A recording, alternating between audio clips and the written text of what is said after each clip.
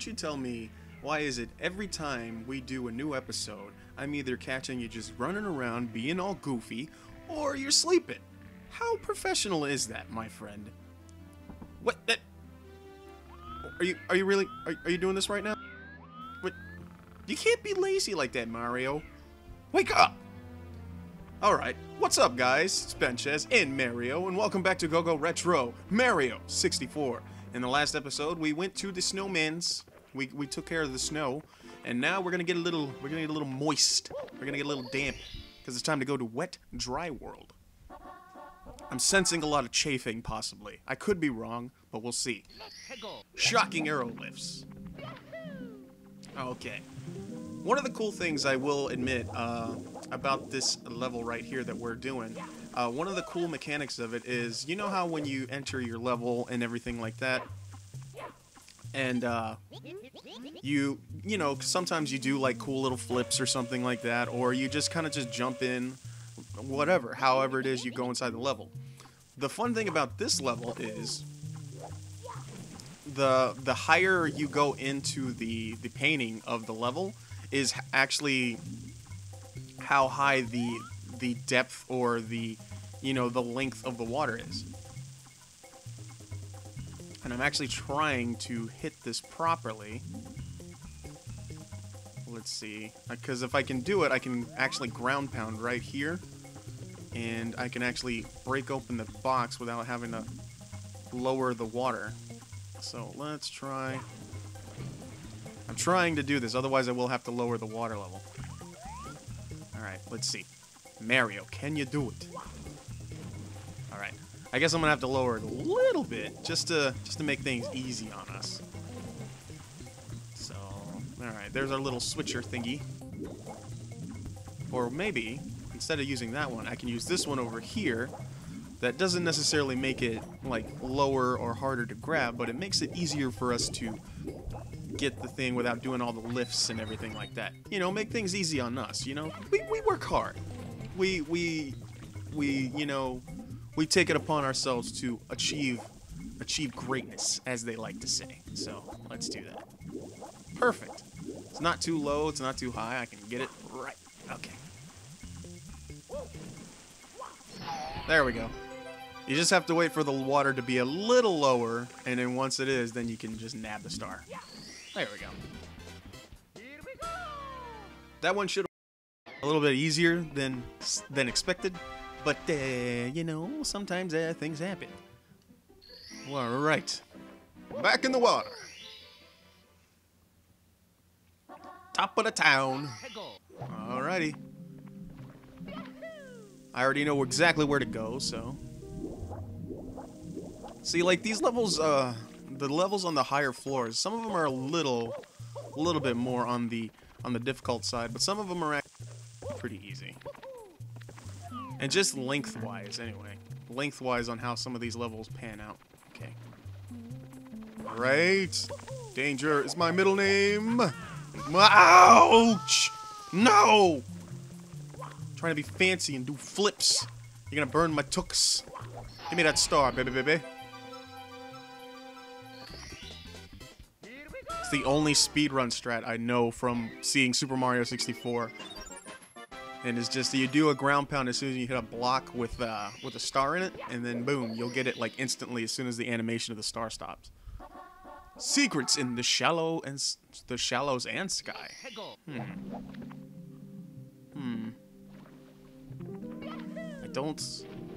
don't think that I think I might have to go back down here. Okay, so we go. So I don't need to use the cannon. But hopefully I can make it all the way to the town that's through this tunnel in one fell gulp of air. Because this tunnel's pretty long. And I don't know how much air supply Mario actually can hold. Because I do know this, if you swim underwater without your hat on, oh my god, you drown so much quicker. Okay. Alright. Let's see. I think I'm doing the completely wrong star right now. I seriously think I am. Yeah. Oh well. Well, since we're here, I guess I can go ahead and knock out a star while I'm here. I won't get the red coin one because you know I do the 100 coin star when I do the red coin star. So what we'll do is we'll do the other star that's over here. There we go. Fill up my health so I don't take damage. Get this sweet block. I'm all pixelated. Okay. We can go through walls because we're half ghost. Okay, just in the hut. There we go. Need the cage to wall jump. Gosh dang it.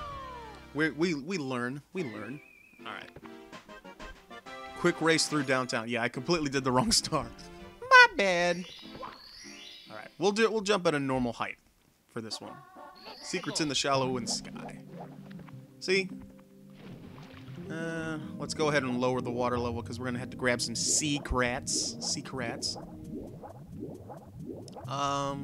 Let's see. While I'm doing this, I guess I can chit-chat with you guys because I noticed that I don't really like chat one-on-one with you guys when I'm playing Mario for some reason. I don't know why, but today is that day where that's gonna change. So let's do a little talking. Let's do a little retrospect or something like that. What's it called when you talk about old stuff? Since I am playing Mario right now,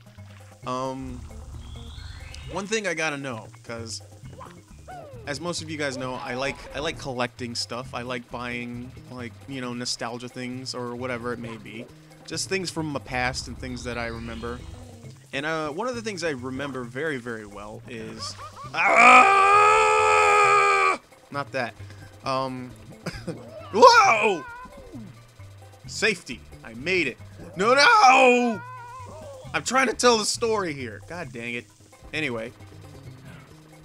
One of the things I do remember is, I remember as a kid, there would be so many things that I would see with Mario's face on it back in the day.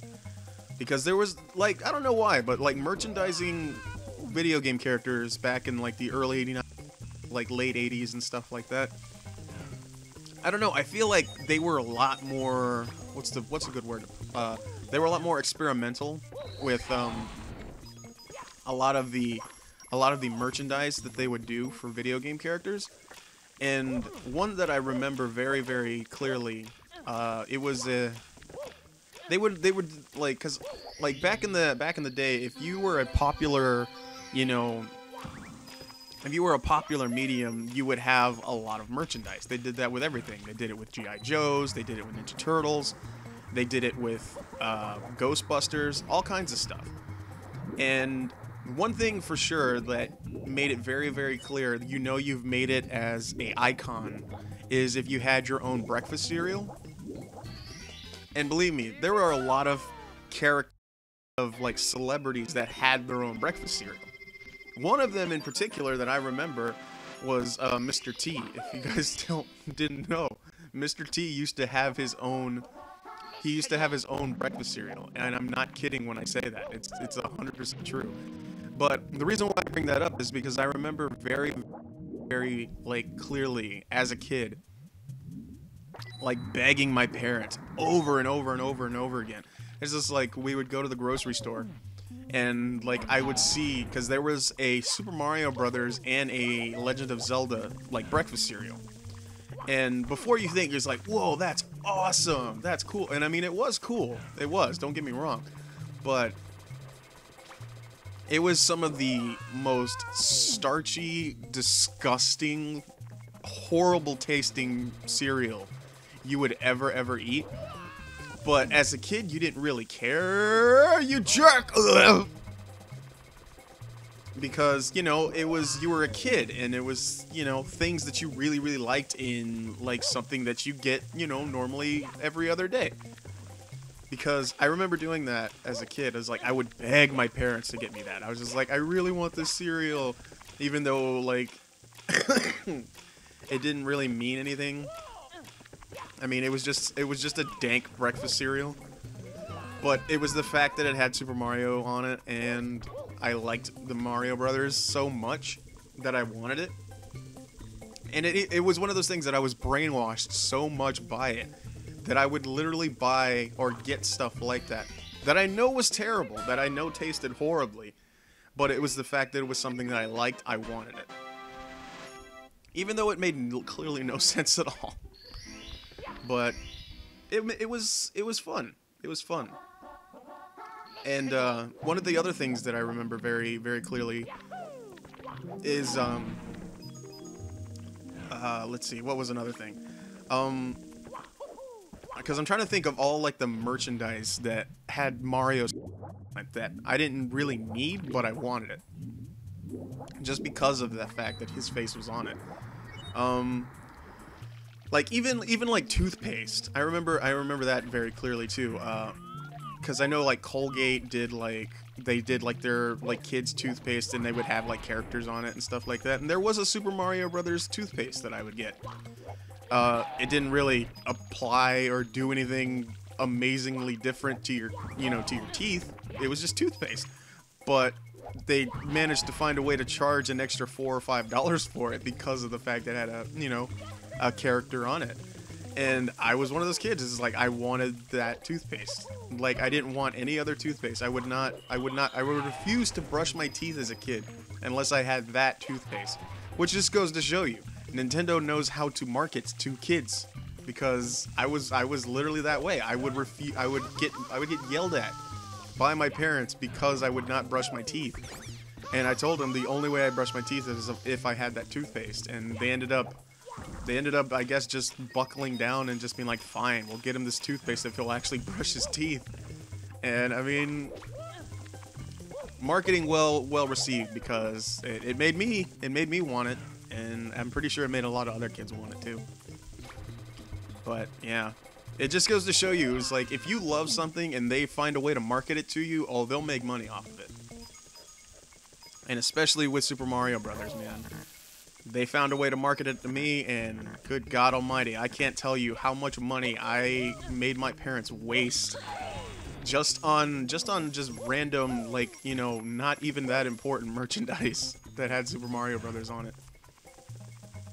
Like I ended up t-shirts, there were even like old like kids underoos that I used to get. It all had like Super Mario Brothers 3 art on it, and it looked really cool, and I'm just like, dang man, those were awesome. And it kind of makes me mad, because it's like they don't make those anymore. I would so rock those now. I would totally rock some Super Mario Bros 3 underoos if they still made them, at least for adults. But I mean, hey, the way this day and age is now, with like onesies and everything like that, and kigurumis and all that stuff, I mean, I wouldn't be surprised if they actually did make those kind. I mean, I'd buy them. I'm an adult and I can admit that. But it just goes to show you, man. And it's like, some people call it like an obsession, some people just call it, nostalgia reasons, and some other people like myself, they just look at it as something you love. And if it's something that you love, and you're passionate about it and you really care for it, then why not, Treat yourself to it. It's something that you love, who cares what anybody else thinks? It's like, just because someone else doesn't get it, that means you should love it a little less? I don't think so. I say love what you love, enjoy what you like, and if anybody else has a problem with it, well, they can go suck a lemon. And you can take that to the bank, cash it, put it in a savings bond, and, buy yourself something nice with it. There you go. I mean, it's the way I view things. I mean, it may not be the way everybody else sees things, but, it's the way I see it. And you know what? I'm totally okay with that. Will I make it?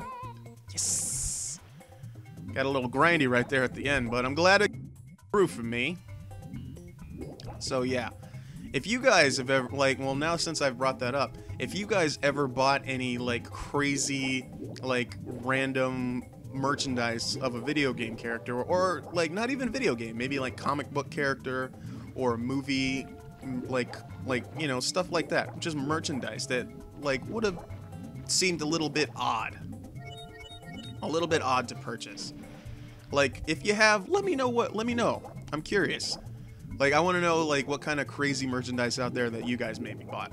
Like, I know I bought some crazy stuff. But yeah, let me know in the comments below. Just type in, let me know something weird or random that merchandise from a video game or a movie or a TV show or whatever that you may have bought that was kind of just out there. I'm curious. I want to know. Because I know with me, like, endless stuff with Super Mario on it. Like, I bought, there was even like this limited edition like soda that came out that it was like a Super Mario Brothers soda that it had Mario, it had Yoshi, it had Peach, and it had Luigi, and I think there was one with Bowser on it too, if I'm not mistaken. But yeah, it was a very limited edition soda that came out. It had them all on it. Each character was a flavor of soda and everything like that. And I think I only managed to buy that once. Oh, God. But, yeah.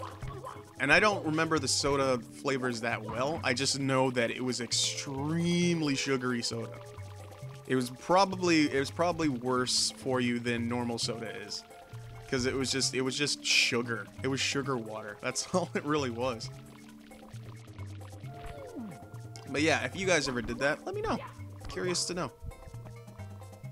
And if you still have or have recently bought something crazy like that, don't hesitate to show me what that is. I'm curious to know what that is. Ah!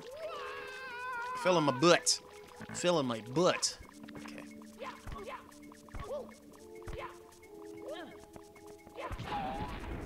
Gotta get all these coins, man.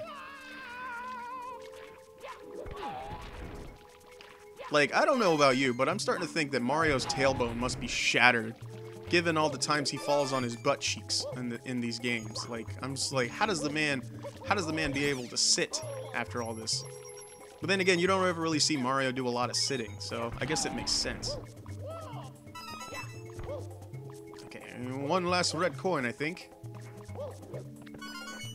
Oh, I need one more.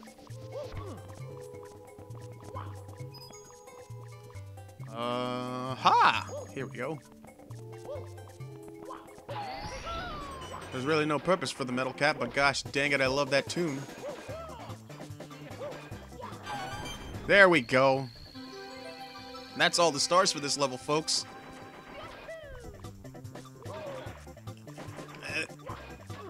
Okay. Well, instead of falling face first into everything, let's just go around. Yeah, let's do that. Let's do that. All right. There we go. That's all the stars for this course, and that's all we got time for in this episode of Go-Go Retro Mario 64. I hope you guys enjoyed it.